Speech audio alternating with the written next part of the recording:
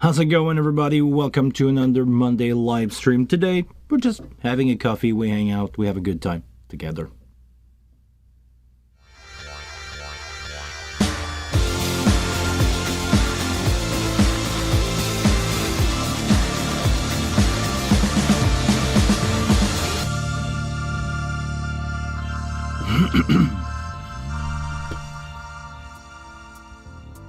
Hi everyone, if it's your first time on the channel, my name is Guillaume. I'm a live sound engineer, and I love to talk about anything that has to do with the world of live sound, microphone, in-ear monitoring, console. You guys get the idea of what we're doing here. And today on this show, it's going to be a question only. It's going to be like a live FAQ where we take question. For the last few weeks, we look out the latest firmware from Behringer for the wing compact, the wing full size, and we dive into a little more into the new stuff like the compressor. We got to keep going on that, but I don't want to limit the show on that today. I just want to go floor wide open for question. Sometimes people, sometimes I start on a subject and I don't end up going fully into that direction, and this is what we're going to try to change today. I hope you guys had a great weekend. I hope you guys are slowly getting over the busy holidays. I know I've been really busy for the last few weeks, so much that my phone still ringing. I've been out with bands, I've been out for parties, had a great time. I can probably tell you a little bit of update about the shop situation. So far, it's going through. If things keep going the way that they're going, in March we're gonna have I'm gonna bring you guys along. I'm gonna have a storage unit. Commercial, actually industrial, which is not the same thing. Apparently commercial building and industrial building is not the same thing here in Canada. So I'm gonna have a industrial building where we're gonna have gear in there. I'm probably gonna move the studio over there because it will make more sense for me to have all that stuff at the storage unit or the building. And I'm planning to have a pre-production set up over there, so we'll be able to, during live stream, actually go out, trying out a PA, trying out some stuff. The way that I'm set up right now, my camera are running on Wi-Fi, so I can probably grab a camera along and setting up something in the shop, and we can talk about it. We can see what's going on with subwoofer, with tops, with console, having multiple console together, having multiple patch rack together. It will all be options. We'll be able to do whatever we want from there. So I don't know, for the future, that's probably a couple months away from where we at now. And if I don't get any roadblock from the city, because pre-production space will have noise, if I don't get a roadblock from the city, I'm probably good to go with that one. This is the only thing that I need to verify. Everything else on paper is good. I just need to make sure that I'm legally allowed to do what I want to do in that building from the city perspective, and they don't block me, basically. But it's gonna go fast. I'm purchasing a lot of material recently for a sound guy. I never thought that I would own. The deal is almost done, so I guess, well, actually the deal is done, I just don't have them yet, but I just purchased yesterday 30 moving lights. I have now 20 spots moving LED. I have 10 LED wash. I purchased recently subwoofer. There's going to be a line array PA coming out at some point in the near future. As soon as I can get that stuff done, I'm probably going to purchase a LE108. Plan for the future, no date yet, but as soon as I see something out there that makes sense, or a contract that come in that makes sense for me to purchase that, we're gonna expand that. So basically I'm building a sound rental company or a corporate, because I try to go for corporate more than rock and roll. Or actually, I want to go out for corporate event, but I also want to do cool band, not the other way around. I don't want people to, show up to my company just wanting like 1 or 2 monitor if they're not friends of mine, if they're not people that I know. I want people that are established in the industry to show up and go like, okay, Guillaume, we would like to do lighting floor package. We would like to have a rig of in-ear monitor. We would like to have a console, stage box to go along with that. And I will provide the whole kit for the whole band. Maybe not exclusively to you, but I will have some like pre-designed package. I'm probably gonna purchase some wing rack, a couple of PSM Shure. Maybe I'll do, I don't know, a 4-pack of wireless with a rack and maybe 1 or 2 handheld. Like that's gonna be like rack, stage rack A, and if you wanna just have a split snake with that, we can do a split. If you want to have a wing and take preamp from the rack, or add a DL32, or you go, oh no, actually I want something bigger, I want the DL231s, I want 2 console, I want a compact at monitor, I want a full size at front of house. This is going to be the kind of package that I want to offer. I don't want people to show up and go, well, actually, I do want people to show up and say, hey, do you have a compact that I can borrow for the weekend? I would do that, but I'm aiming more towards like full package for a band. Moving light, floor package moving light, console, band monitor rig, and a pre-production space to set that up if you want to. And yeah, this is basically what I want to do. This is basically the target for 2026. Let's see where that thing's going to lead us. I also want to spend more time on the channel. I know I've been saying that a lot lately, but I feel like YouTube is a good thing for me to keep going, to keep pushing. So we'll see what's going on with that. So, all right, enough of me saying stuff about the future. Let's talk about the present and say hi to Charlie. Good to see you, man. Hi. Welcome, everyone. Hello, Sally from India. Hey. Hi. I'm Guillaume. I'm based in Canada, Montreal, Canada. You watch all my video and you learn a lot. Cool. Really appreciate that. I hope you learned something. We have a good question here from Michael. Hey Guillaume, hope you're doing well. I'm doing fine, thank you. I survived the holiday blitz with 6 show last week, so pretty good.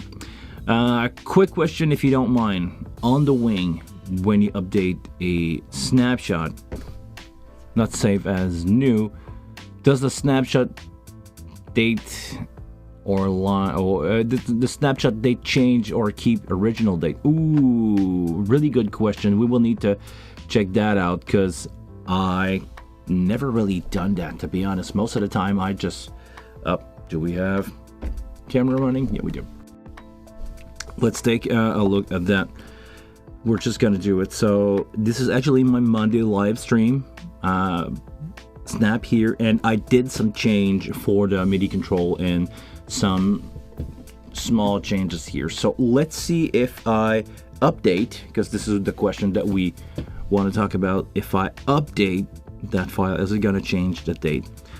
This one is, the date is actually from June 26th of the year 2025. We're gonna update that. Confirm. Yes, it did update the date. It's probably too small for you guys to see that, but yeah, it did update. So basically the last date save is the one that you got there. Really interesting question. Thank you very much, Michael. And you have another one. I know this one's going to be easier for me to answer. Does a standard mouse work with the wing? Yes, as long as you connect to the top port on the right on the compact, on the left on the full size. If you drop a USB stick in there, a USB dongle. Some people have used dongle to use a mouse and a USB stick. If you use a USB dongle with your mouse dongle, I don't know, I don't speak English anymore. If you use that, yes, it will work like a regular mouse. The only thing that is not working as we speak is keyboard. I did the request to have keyboard support on the wing, especially for the rack user. I think it will make sense because some people are building really interesting rig that I see on Facebook. People have that in a rack and they have a computer on top of it to control. If it would be fun to have, because you know the support for the X Touch is happening more and more now, so they added support over wing edit. Eventually we're probably going to have wing support directly on the compact. If we can have that and have basically the compact, the top, not the compact, the rack screen there, and we can just have, you know, mouse, keyboard with the rack there, and have a fader wing or any kind of setup that could use it would look like a really nice setup to have an more, you know, office thing, or having a rack exactly like the compact is right now. You put your wing rack at the top, you tilt the screen, you have a place for your keyboard and mouse or trackpad, and you can operate the console with a fader bank and having a keyboard and mouse maybe to run that. I don't know. This is the kind of setup that I would do if I own a rack as a front of house console. Up to you. It's just a modular system, so you can do whatever you want to do with that. Planning to buy a full wing console next week? Nice. Make sure if you want to purchase that to click on my link down in the description. It will be more than appreciated if I can get I don't know, I think it's 0.5% commission on that stuff, but I'll take it.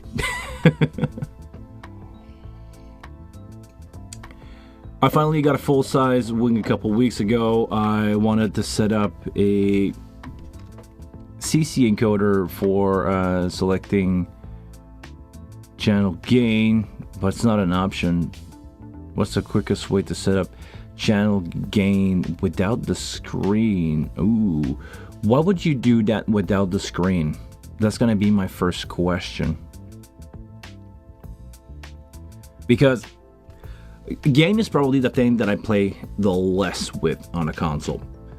Usually when I want to set up gain, I take my channel, select my channel, make sure that I have the right source, trim that up, or I go in my routing section, and I tend to do that mostly now. Before I even listen to something, I set the gain or make sure that I have really good volume going. So I'm gonna take my source, I'm gonna grab the gain knob here, and I'm gonna just select my source, make sure that the player is doing something. I'm gonna set my source, let's say, you know, kick in, kick out, snare. Give me some hit, like give me a hit or 2, 3, 4, all your stuff. You set up all your drums like that, and I do some basic gain structure. After that, I don't really touch the gain anymore, or if I have to, I'm gonna touch it, but most of the time, if it's not going way weaker or if it's not going way louder, that's the one thing that I'm not gonna change. I'm gonna try to target for -12, -18 dBVU here, and you know, don't forget about the number of the gain. Have a source, have something play, make sure that it's gonna modulate to around a level that makes sense to you. Actually, I can show you with the oscillator here. Actually, that's way too loud. I'm gonna turn down, well, the gain knob is at the same place, but I will turn down until I don't speak English anymore. I'm gonna turn it down until I reach maybe the first orange LED.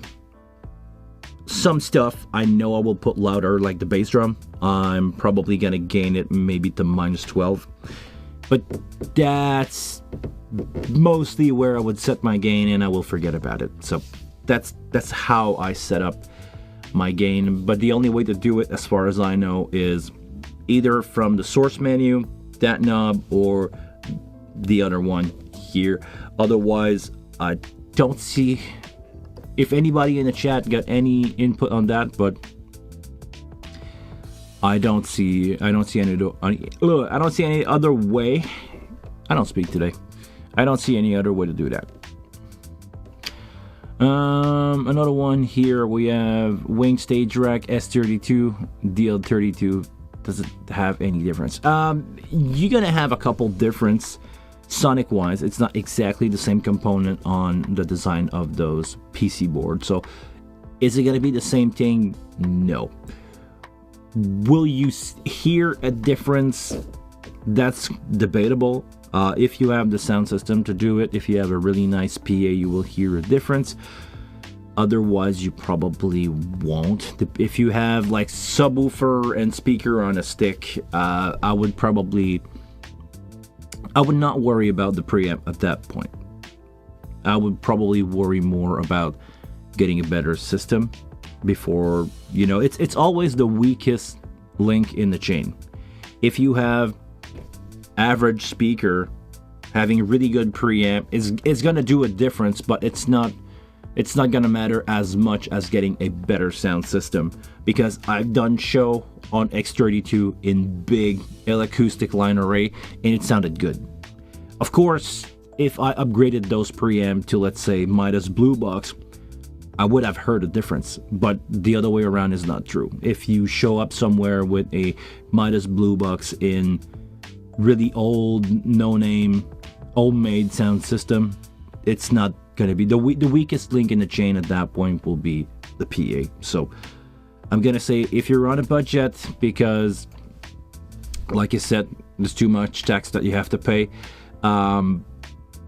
get an S32. Get an S32 will be just fine. If you can use the preamp in the back, they will be better, because those are Midas preamp, Midas, not design. Those are Midas preamp, so it's probably going to help you out a little bit on that. Michael, thank you so much. Does it update the date when you do a partial update? Okay, let's do a partial update. We're having fun today. This is what we're here for.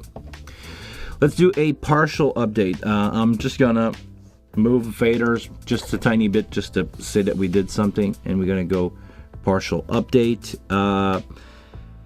Well, a partial update, and I'm gonna select none. We're just gonna select my channel here, and I'm gonna select all the content of that channel, because otherwise doing a partial update with everything selected is just going to be the same thing as a full update. So we're going to update that. We're going to see the time. It did update the date and time of that snapshot. So yes, basically every time that you're doing a update or a partial update or a save, of course the date will change.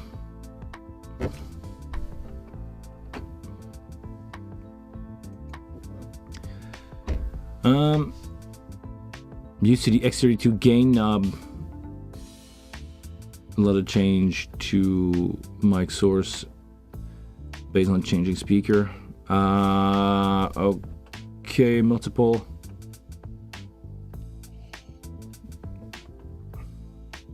Okay, but speakers and gain is a different thing. The way that you should have your gain structure done is you have the input, a microphone, a DI, always set, like I said, at the right gain level, VU wise at the right gain level. And if you need to have more or less level, you take the main out of your console and you drop it down. You set up your, you set up your mix on your console, You know that your mix altogether is balanced. You listen to it into a pair of headphones, with solo on your main. So, without having any volume in there or having just the headphone, it sounds great. It sounds like the way it should sound. And you decide how much you put that into that speaker. You decide on how much you send out to those speakers. Basic gain structure, or actually advanced gain structure, is what's going to separate the really amateur sounding mixes to the really good sounding mixes.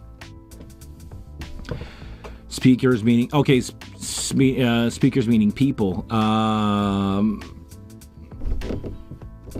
Compression is your friend. What I mean is, you want to set your gain, and now I understand more why you want to do that. You probably want to have your gain on a custom control so you can have access to it real quick. I would say set your gain to be loud, maybe we're gonna go away from the rule of minus 18. Take the loudest person, set your gain to an average of minus 6 dB VU when they go loud, and use a compressor to bring them down. Use all the tool that you have available in the wing, especially with the latest update now on a single channel. We have a lot of option for gates and dynamics. I'm a huge fan of the PSA combo source extractor. But people don't talk. You can bring the level of that down. LA2A to do a first peak compression. After that, you can EQ that out. On a podium mic, you probably want to get rid of that low end, somewhere around in the neighborhood of 200. And after that, you want to use compression. Compressor that can do a lot without sounding too squashy would be the no stressor. You can have that going into 10, 14 dB of gain reduction without being too mean or too aggressive, without hearing it too much. Also, a classic will be the not in the 160, the 1176. You make sure that you get a good gain going. You can crank the input on that thing, set the output to maybe minus 18, somewhere that makes sense to you. I like to use 4:1 ratio. And after that, well, the fader knob is your friend. But you need to think your setup, and maybe if you have the same people talking into a podium. Actually, let me turn that around. What I do when I do podium, the one thing that I like, we're gonna keep actually the 1176 here. We're gonna change the compressor. What I like to do on podium, and some of you guys will probably freak out, okay? Don't. This is what I've been doing for a year, and it's been working fine. I like to have a really low threshold on my compressor. I'm talking about, I make sure that I modulate to around minus 12 dB with most people. And I set my compression to be around minus 32. I set the ratio super low. Maybe 1.5, 1.3 to 1. Need to 5, really smooth. Attack, kind of fast, like 5 to 7 millisecond. I want to make sure that I grab that peak right away, and maybe a smooth release around 250 millisecond. This is going to compress the whole time, but it's not going to compress by a big ratio. So that setup right there is going to have the people that are quiet, they're not speaking too loud, not compressing much, maybe a little bit, not all the time, and the people that come in and like really crank it up. I just always make sure that I don't clip. I always make sure that I don't go in the red, and I just adjust a tiny bit of that. And because they're compressed, yes, we're gonna have more VU coming in. Even sometimes I'm gonna let a little bit of distortion go through. Not too much, not steady in the red, but Let's say that they do something and they go like, hey, that's gonna clip, and I will let that go through. And their average will be really loud but not clipping. It's all going to be held down by that compressor here with, I'm saying again, minus 32 threshold or in that range. It's going to keep them really under control. It's going to have a lot of compression, but it's going to even out almost everybody. And after that, you have a fader. You need to write that. Most of the time, people are really loud. I'm going to end up writing at minus 10. People that are quiet, I'm going to end up writing at 0, sometimes more than that. Sometimes I'll be on the edge of feeding back with those podium mic, but this is mostly what I do. And sadly enough, podium mic sound okay. Yeah, compression and fader. That's the quickest way. You want to avoid clipping most of the time. You can let some clipping go through, not always, but you can let a little bit of clipping go through, especially with the Midas preamp. If you have those, if you have a blue box, it will take 21 dB of volume over the clipping point before having any audible distortion. So it's going to be you'll have a lot of range there. You would need to be you would need to run that pretty much on the danger side of gain level before you do hear some like hard clipping. But that's the way I do most of my podium mic. I make sure to have good gain. Most of the time I'm using the MX from Shure, the 18-inch version, the podium mic, exactly the one that you're thinking about. I'm running that. I'm usually using those a lot with Yamaha, so gain is going to be around 30. Sometimes I will bump it up to 42 because on the Yamaha TF series, it's another step in the gain, but never mind that. If I have people that are really loud, I'm going to go around 30. As long as they're not constantly clipping, I'm going to leave it there. And compression is your friend, fader is your friend. Quick way to adjust. You're there. You basically go with the minding of you're there to mix, and if they're loud, compress them. Compression on podium mic is going to help you a lot because people tend to be really dynamic, and you don't want speech to be that much dynamic.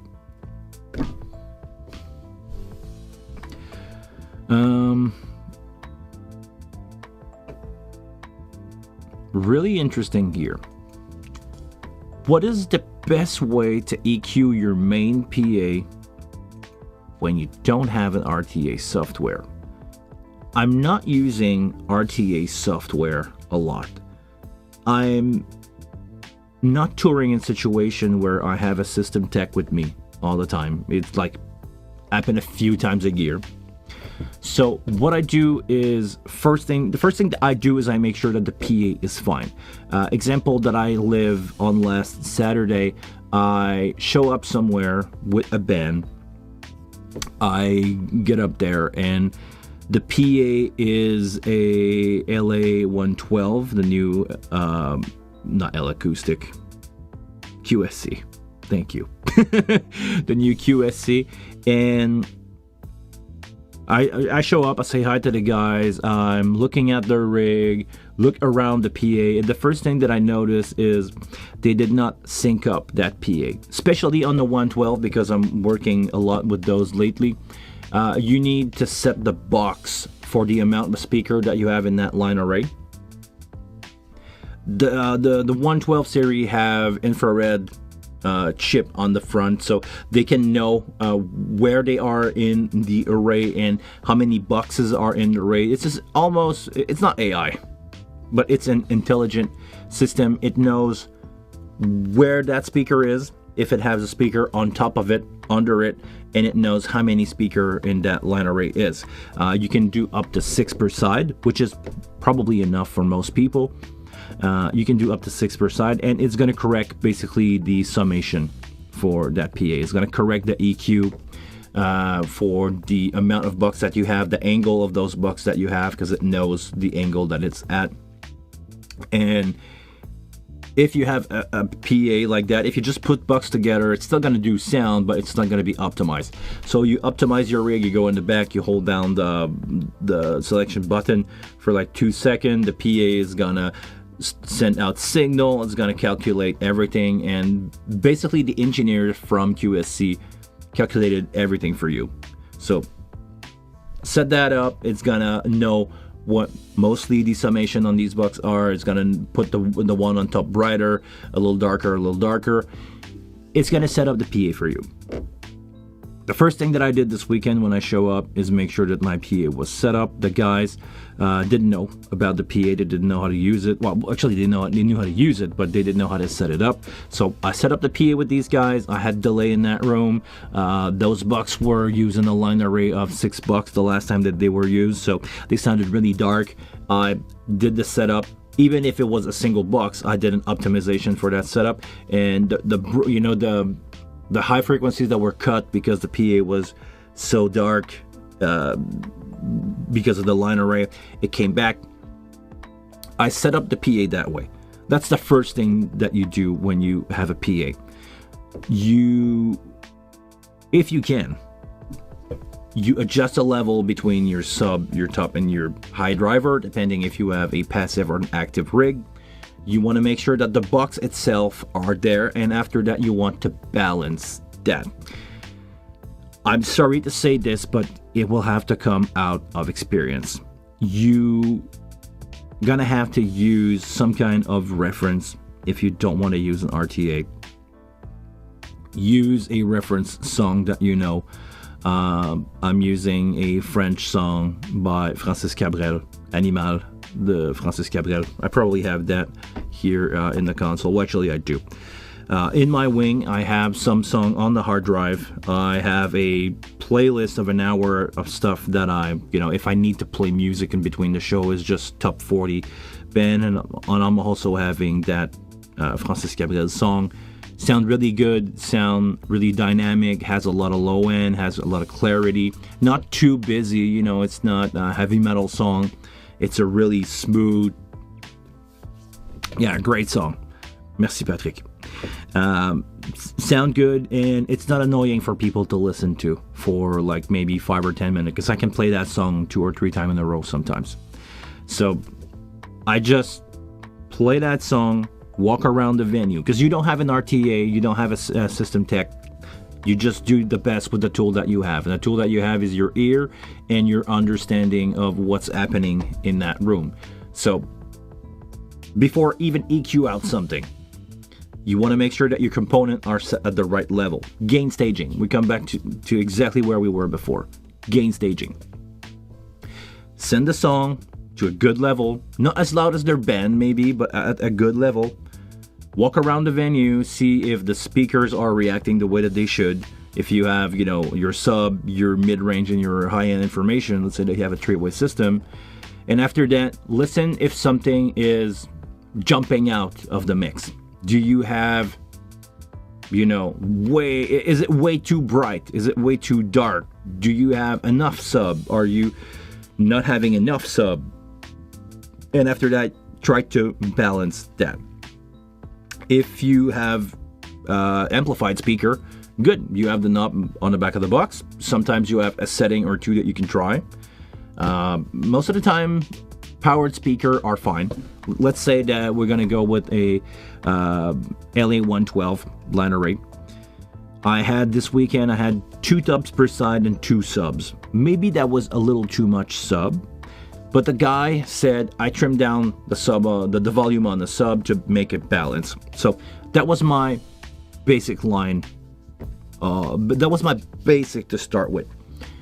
The tops, program those, make sure that they were right for right configuration for 2 tops. Adjust the sub, turn it down just a little bit, or turn it up just a little bit. Make sure it's balanced and it makes sense. It sounds as good as you can without EQing anything. After that, go back to your console and listen for specific stuff that you want to work on. Most of the time when I'm in a venue that I don't know, and I don't know if it's going to sound better when people come in, I try to let the venue live a lot. Meaning, if there is one frequency that is overpowering everything, you know, it sounds like all the time, I'm gonna turn that down from the PA, but I'm not gonna kill it by 15 dB. I'm probably gonna EQ it something like this. Let's say 300 in this situation. I'm probably gonna go 3 to 6 dB with a small Q, maybe a Q of 3, Q of 4, but not, you know, not a feedback. Or actually, a Q of 10 will be to get rid of a feedback if we have one frequency, one specific frequency that you want to turn down. Otherwise, I'm gonna try to maybe keep it more open, and that's gonna be just for one frequency. After that, if overall your speakers are too bright, let's say 3K, frequency that we don't like in our ears much, 4K, stuff that we don't like in our ears much, maybe I'm gonna try to turn down a little bit of 4K from that system, but I'm gonna go maybe 3 dB, Q of 1, just to get rid of most of the harshness of that. And I try to limit myself to maybe having 2 or 3 frequency, 3 problematic stuff that sound like that I feel coming from the room, not the PA. You listen, try to listen not to the PA, you try to listen to what's coming out of that room, and after that you're gonna have to play with it. Basically, you're gonna have to live and learn. I try most of the time not to EQ too much the room when it's empty. Put some headphones on. I always carry my Shure 846 in-ears in my pocket. I plug them in the console and I make sure that my mix, what I send into that PA, makes sense from a mix perspective. After that, I'm going to raise the volume to where I want the volume in that room to be. I'm going to raise my master up until I reach the desired volume. And I'm going to EQ. And I'm going to work on some stuff. And you need to learn basically if it's a problem with your PA, so a problem on everything or a problem on a specific source. That only come out, well, that's going to come out of experience. Like, you know, your vocal is not sounding right. Is it the PA that doesn't reproduce my vocal right, or is my channel sounding like crap? So that's my approach to do some PA tuning or EQing my PA. I don't take a 58. You know, I saw some people do like really weird stuff. They take out a 58, they put it on the stand in the middle of the stage, they crank the gain, they crank the fader, they're gonna cut out stuff that's gonna feed back, and they will call it a day.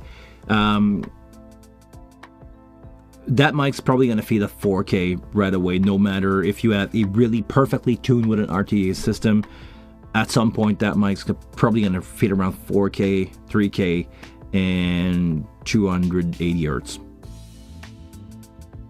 That's the, when you look at the schematic of that mic, this is the natural bump that are there. So those frequency in that microphone, like imagine we're looking at a graph of a SM58.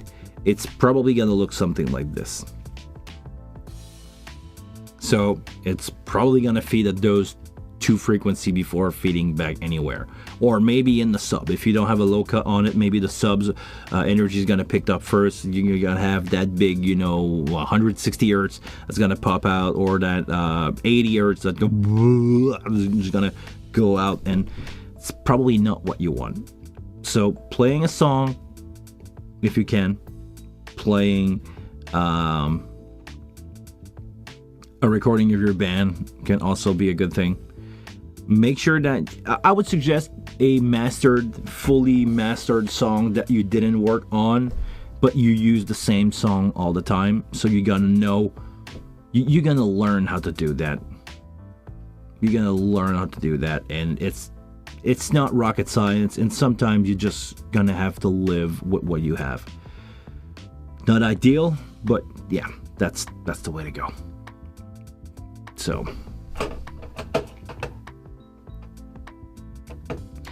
We're gonna go with another quick one here. What should I adjust, gain, or trim on the Behringer wing? Actually, it's two different things. Gain is going to be the physical preamp level, meaning where we're talking about gain structure. Before that, gain is physically how much volume or much electricity that you're going to get from a microphone on the way in. That's the first thing on the way in. You plug a microphone in the console, the first thing in the signal chain before EQ, before processing, is going to be your gain. If you adjust your gain, this is where you set up the maximum level or minimum level that you're going to get from that microphone. And this is the really important part on you should never clip at the input. You should never have gain that your gain so high that you're clipping at the input of your channel, because because it's the first thing in the chain, if it has distortion there, it's only gonna keep going with that distorted signal. This is why I would suggest you to do a good gain structure. After that, if you don't have enough, or if you have too much and you want to adjust that, let's say that you do exactly like I said before.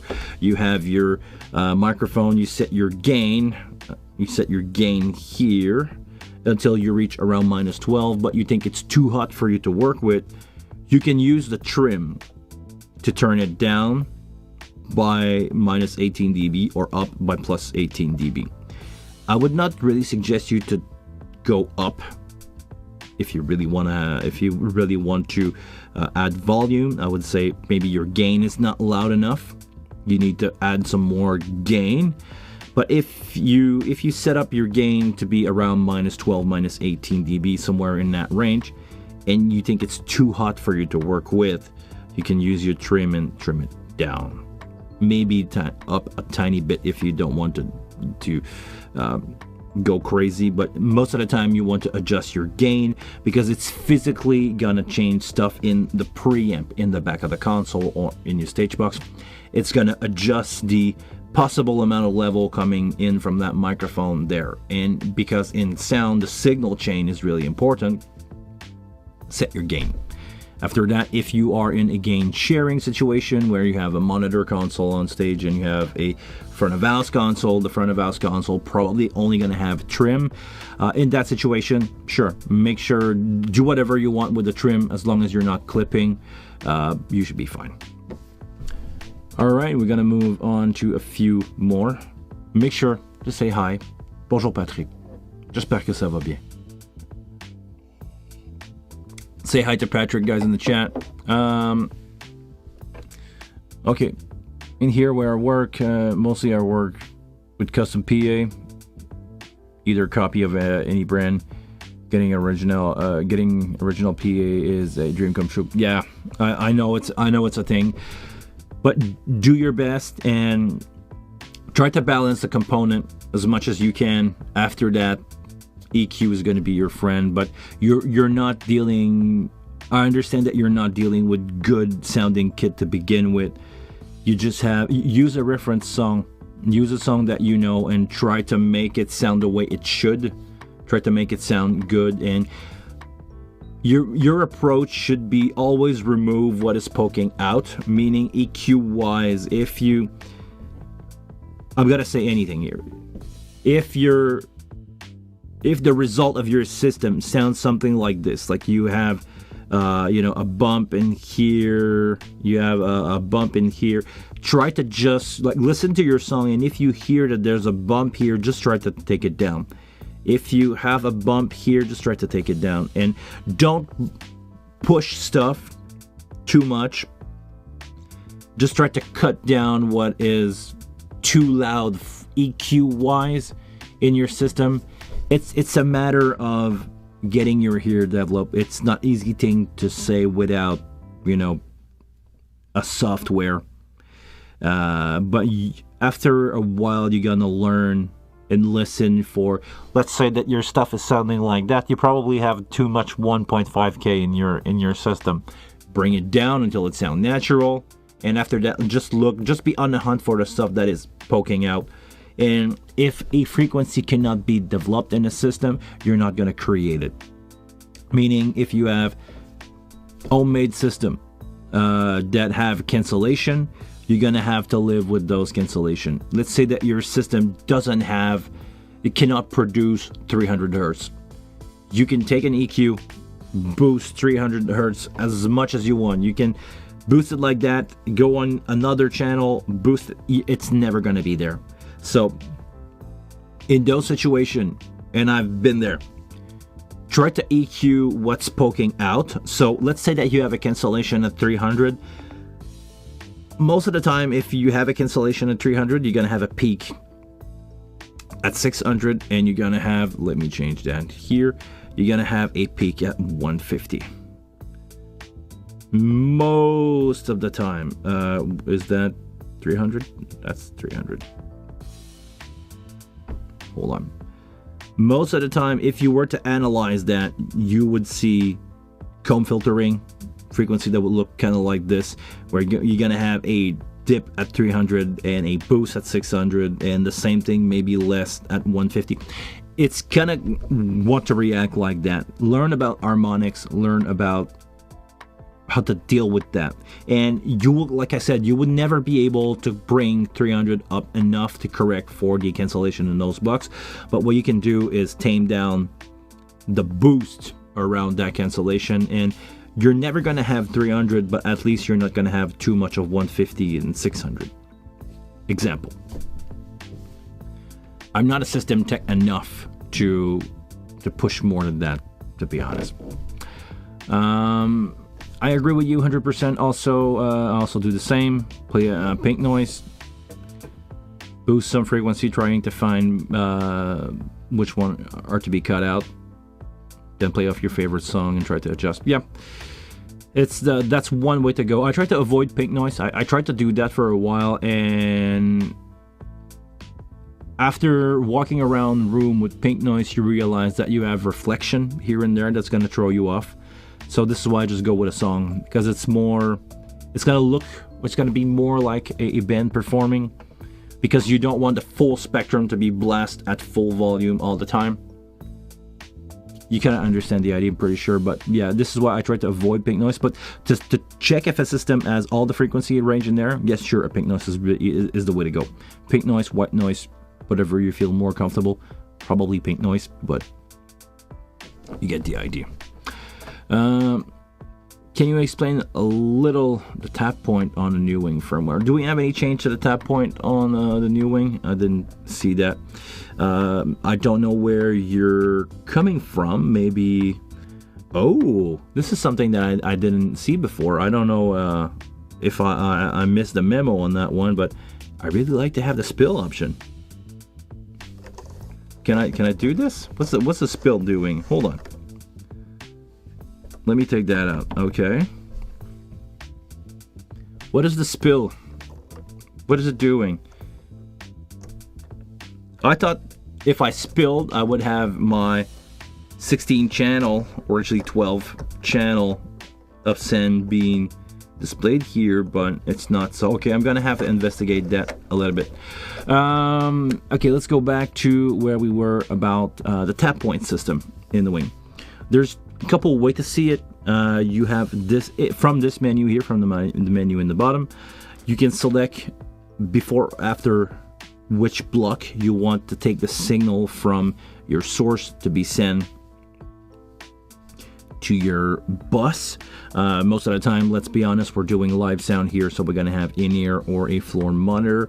I really like to do in-ear pre-compression, so tap point 4 for me will be the way to go. I like to have, the gate block where I'm gonna clean up the signal, the EQ where I'm gonna clean up the signal, and I'm gonna use a compressor to see that. And you said click on the channel and you see a little red flag. Okay, click on the channel and you see a little red flag. You're talking about the spill? Hold on. No, the spill, that's not it.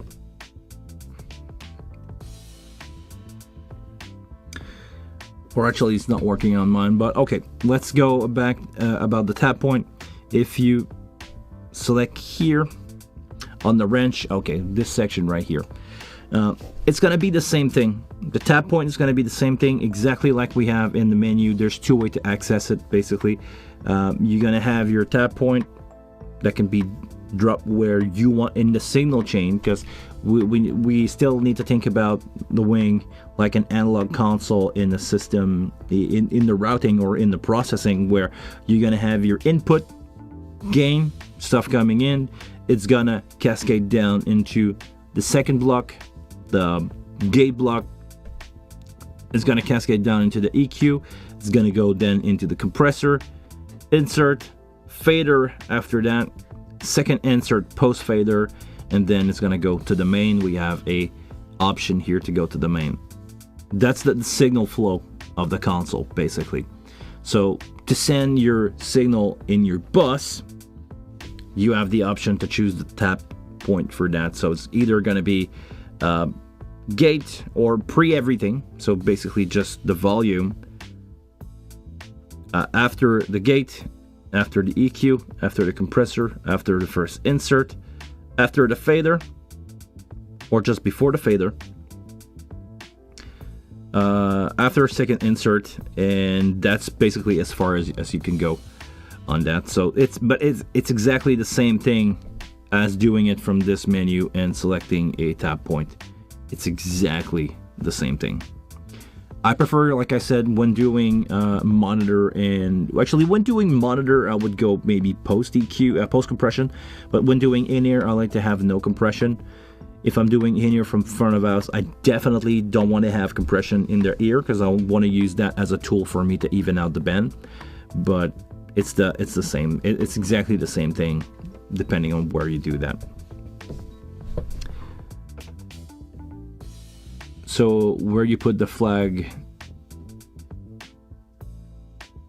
the signal begins. Well, actually, this is the tap point. This is where it's going to take the signal from. So let's say you want something to be post EQ. So if you move that here, it's going to be post compression, because in the signal chain, you know, the gate block cascade down into the EQ, into the compressor. If you want the compressor not to affect the signal that you send out to your bus, you just move the flag there, or you move it before the EQ. And on the wing, this is a really cool feature that we have that not a lot of people are talking about. You can do something pre-EQ. So we're gonna go here in the send menu. You can do something pre-EQ, so before the EQ from the signal flow. And you can EQ only for the monitor, because when you do this, you have the tap EQ. This is a 3-band EQ that you have available that only gonna affect the signal going into the monitor. Meaning, if you want that EQ here to be just for front of house, you can set your signal pre-EQ. You come here and you can EQ the microphone just for the singer, just for monitor, in-ear. I've worked with some singer in the past that had hear damage, and they want to compensate that by cranking up the high-end information in their ears. Can you change those to be shelf? No, you can't. But you can do some crazy EQ, something like this in their ear, and that's only going to be sent out into the bus. It's not going to be sent out into the room. It's only going to be sent here. And you cannot, with the wing, back in the day, we used to be able to select tap point per bus. Now it's all together. It's a really good compromise that they did that allow us to have the matrix on now. But basically, you can choose to have a tap point for all your bus, and you can choose to have an EQ in there just for the bus sim. So if you want to have some people that want exactly like their personal EQ for their voice, you're going to compromise and say, hey, you know what, the band is going to get that EQ at front of house. You don't have to deal with that. You can EQ it your way. You can compress it your way. But EQ wise, if you have your tap point here, it's not going to take into consideration the EQ, because in the signal chains you take it before, and you can play around with that, do whatever you want. So if I do this, is it going to reset the band? Yes, it will. And we're just going to reset that band. So that's about it. Not much change in the update for the bus end, as far as I know. Okay, I only have a few minutes left for other question. We're gonna try to go really fast over this. In my area, some people grab a 58 and take the mic to the speaker grill and open their phone RTA app to see which frequency is popping out. Yeah, don't do that. Salut Guillaume. Salut. I have 32K signals from Stagebox and S32. From Stagebox and S32 Wing and tracking clean to Reaper. Okay. I also want to record the SD card at the same time using the Wing processing. Using the Wing processing, you will be limited to the 24 user signal. If you want to record that, I'm pretty sure you know about that. If you want to record using the Wing processed signal, your only option is to use, well, actually there's a couple options, but mostly you want to use user signal. Create a tab point for that. We can probably do this quickly. You want to go into your routing. You want to go into user signal. You take that here, your first user signal. You want to assign a channel to it. You can decide if you want to take that from the tap point or from the post. I'm gonna guess here probably post. And you want to grab that signal back in the output group for your USB, and the source for your USB 1 will be your user signal 1. Well, it's luck, but you get the idea.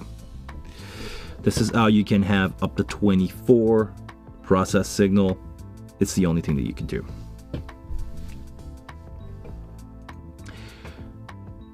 The tap EQ only affect the signal going into the bus, so at the tap. You can double stack EQ, but I don't suggest you to do that, but yeah.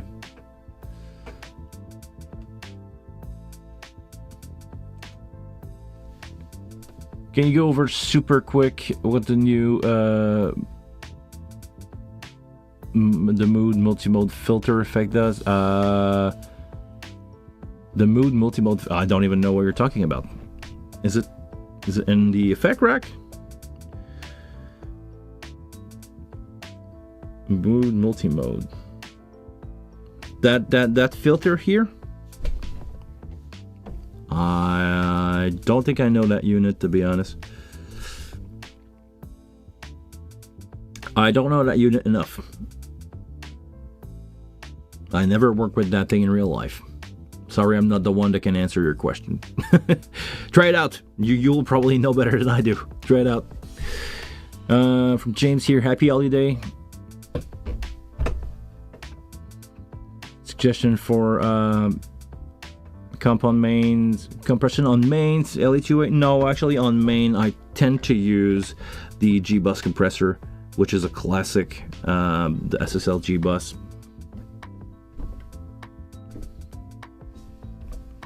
And it's better if I show you which one I'm talking about. The G-Bus is probably my favorite bus compressor. It works. I'm not using much on bus nowadays, to be honest. I tried to compress just a tiny bit, maybe 1 or 2 dB of compression on that thing, and that does it for me. But I try to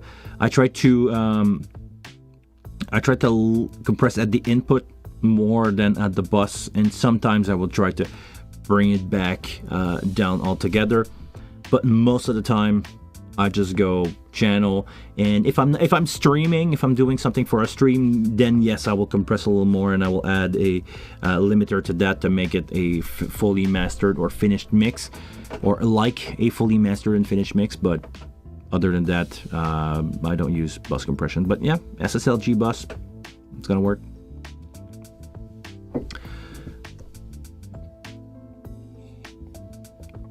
Gentle compression, exactly. I saw somewhere that the tap EQ will affect anything downstream, which I thought would be very strange to stack EQ. And not see the resulting curve in one place. You're saying tap EQ is only tap signal. Yeah, it's probably why it's called tap EQ. All good, man. First time I came into your stream. Feels so good. English is not good. Don't worry, man. My English is not good either. Try to attend my stream. Oh, thank you very much. Tried the Neve. We're talking about the new Neve? The new Neve EQ? Okay, I can probably... Okay, it's a gentle compressor. That's the comment you were talking about. Okay. 2-to-1 and 3-to-1 on main bus. Depending on how aggressive I want that bus to be. So probably by default 1.5-to-1. Not compressing much. And if I feel like I need to compress that a little more, 2-to-1, 3-to-1. No, I'm a huge fan of compression. Small ratio, small amount of compression altogether, and you can just fine tune it. That's my way to go. Hello, I like the comp, the band bus and the vocal bus separate. Yes. Some people like to have a separate compressor on that, which makes sense. There's many tricks that you can do, like the one where I show how to use a dynamic EQ to separate your guitar and your vocal live. It's like an auto mix system to me, frequency auto mix system that worked really fine for me. I don't use that all the time, but it's really fun to have your mid dipping out when your vocals are going on the rest of your band. So it's basically it's cleaning out the frequency of the vocal from the other instrument when your band is playing. So when you have a guitar solo, you have full volume, but when the singer come in, the guitar are just like scooping out a little bit. It's a cool thing, especially for live, because most of the time speakers struggle to give all that mid-range information all together with, you know, the EQ choice that you will have to do sometime on a PA. So, yeah. Okay, guys, that's about it. We've been going at this for an hour. I want to keep that show entertaining for everybody. Thank you very much for showing up here. I don't want that stream to be too long, to be honest. You guys don't watch otherwise. So, yeah, thank you very much. I'm going to see you guys next week. We're going to have a good time. It will be the last one before the holidays. I may take a break in January for a week or two, but so far we're gonna keep pushing at that. Thank you very much for being part of this community. You guys have no idea how much I appreciate every single one of you. I don't do that often, but if you're not subscribed to the channel, subscribe. I'm almost at 10,000 subscriber, which is something that I never thought I would say. I'm probably gonna get that YouTube letter, because back in the day you had a plate, but there's no way I'm gonna get a play button for 10,000 anymore. They send out a letter, so let's see if I can get a letter and frame it and put it on the wall. Maybe at some point I'll be a real YouTuber, but yeah, ask your friend to subscribe. If you're not subscribed to the channel, it does make a difference. So stick around, find out, enjoy your last couple of days before the holidays. We're gonna get there. We're gonna have a good time. Thank you very much for being part of this live stream, and we'll see you guys next week.